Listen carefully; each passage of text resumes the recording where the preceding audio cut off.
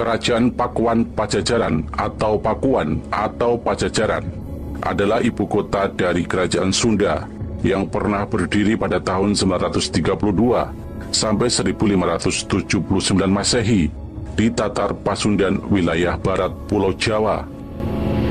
Kerajaan Pajajaran merupakan kerajaan bercorak Hindu terbesar di Pakuan yang sekarang menjadi Bogor, Jawa Barat.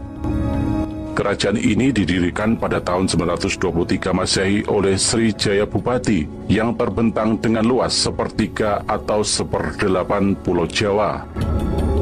Raja-raja Sunda Pajajaran berdasarkan catatan sejarah yang memerintah di Pakuan Pajajaran, yakni Sri Baduga Maharaja yang memerintah antara tahun 1482 sampai 1521 yang bertahta di Pakuan. Kemudian Surawisesa yang memerintah antara tahun 1521 sampai tahun 1535 bertahta di Pakuan. Dan Ratu Dewata yang memerintah antara tahun 1535 sampai dengan tahun 1543 juga bertahta di Pakuan. Sri Baduga Maharaja mengawali karirnya saat memerintah Kerajaan Pajajaran pada tahun 1482 Masehi hingga tahun 1521 Masehi. Di bawah naungan Sri Baduga Maharaja inilah Kerajaan Pajajaran mengalami puncak perkembangan yang sangat pesat. Prabu Siliwangi disebut sebagai seorang Muslim. Ia raja berikutnya di Pajajaran. Prabu Siliwangi konon diislamkan oleh Syekh Hasanuddin atau lebih dikenal dengan sebutan Syekh Kuro, yang merupakan seorang ulama besar yang lahir sebelum era Wali Songo. Dirangkum dari berbagai sumber sejarah, penerus tahta Prabu Siliwangi yang dianggap paling berhasil adalah Prabu Surawisesa. Sepeninggal ayahnya yang berkuasa selama 39 tahun, Kerajaan Sunda yang beribu kota di Pakuan Pajajaran tidak meredup kejayaannya. Pakuan Pajajaran hancur rata dengan tanah pada tahun 1579 akibat serangan Kesultanan Banten. Berakhirnya zaman Kerajaan Sunda ditandai dengan dirampasnya Palangka Sriman Sriwacana dari Pakuan Pajajaran oleh Keraton Surosowan di Banten oleh pasukan Maulana Yusuf. Prabu Siliwangi memerintah Kerajaan Pajajaran selama 39 tahun.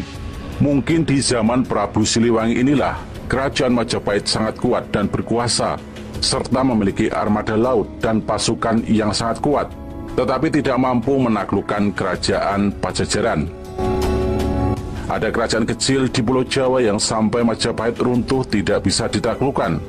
Meskipun Majapahit sangat kuat menguasai lautan dan daratan di Nusantara, tetapi kerajaan ini sanggup menahan gempuran pasukan Majapahit dan tidak bisa ditaklukkan oleh kerajaan besar ini. Kerajaan Majapahit merupakan kerajaan yang pernah berdiri pada abad ke-13 hingga abad ke-16. Namun ada juga yang menuliskan berdiri pada abad ke-14 hingga abad ke-15. Kerajaan Majapahit terletak dan berpusat di Jawa Timur dan dianggap sebagai salah satu kerajaan terbesar di wilayah Asia Tenggara pada masa lalu. Dalam catatan sejarah, Majapahit hampir menguasai seluruh daerah Nusantara pada masa itu. Pendiri Majapahit yakni Raden Wijaya pada tahun 1293 yang merupakan menantu dari Kertanegara, raja terakhir Singosari. Kerajaan Majapahit tidak terlepas dari Kerajaan Singosari. Raden Wijaya merupakan menantu Kertanegara, raja kerajaan Singosari. Pada tahun 1292 Masehi, terjadi pemberontakan di Singosari yang dilakukan oleh Jayakatwang yang menyebabkan runtuhnya Singosari. Pada waktu itu Raden Wijaya melarikan diri bersama Arya Wiraraja. Raden Wijaya kemudian mendiami sebuah hutan di Trowulan yang merupakan tanah sima pada masa kerajaan Singosari. Wilayah ini kemudian dinamakan Majapahit. Penamaan Majapahit konon didasarkan pada nama buah maja yang banyak ditemukan di wilayah Trowulan, serta memiliki rasa yang sangat pahit. Wilayah Majapahit berkembang hingga mampu menarik simpati penduduk Daha dan Tumapel.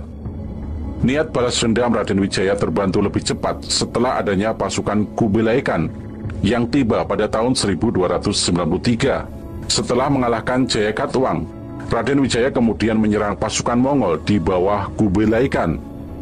Setelah mengalahkan Mongol dan Kediri, Raden Wijaya kemudian diangkat menjadi raja pada tanggal 15 bulan Kartika tahun 1215.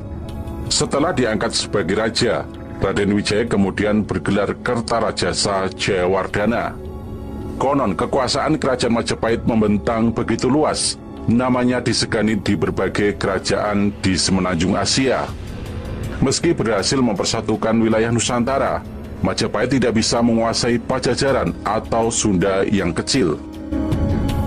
Pusat pemerintahan atau ibu kota terakhir Pajajaran sebelum hancur oleh pasukan Islam dari Demak dan Banten berada di sebuah kota bernama Dayo.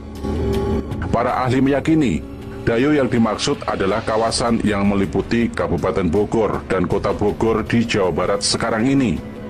Raja memiliki istana yang sangat megah, dibangun dengan 330 pilar kayu setinggi 5 depa, dengan ukiran indah di atasnya. Kemudian pada tahun 1856, administrator orientalis dan kolonial John Crawford berhasil memecahkan soal misteri lokasi kota Dayo. Lokasi keraton Pakuan terletak pada lahan lemah dhuwur, yakni di atas bukit yang diapit oleh 3 batang sungai berlereng curam, yakni Cisadane, Ciliwung atau Cihaliwung, dan Cipaku anak Cisadane. Kemudian di tengahnya mengalir sungai Cipakancilan, yang kebagian hulu sungainya bernama Ciawi. Pakuan terlindung oleh lereng terjal pada ketiga sisinya.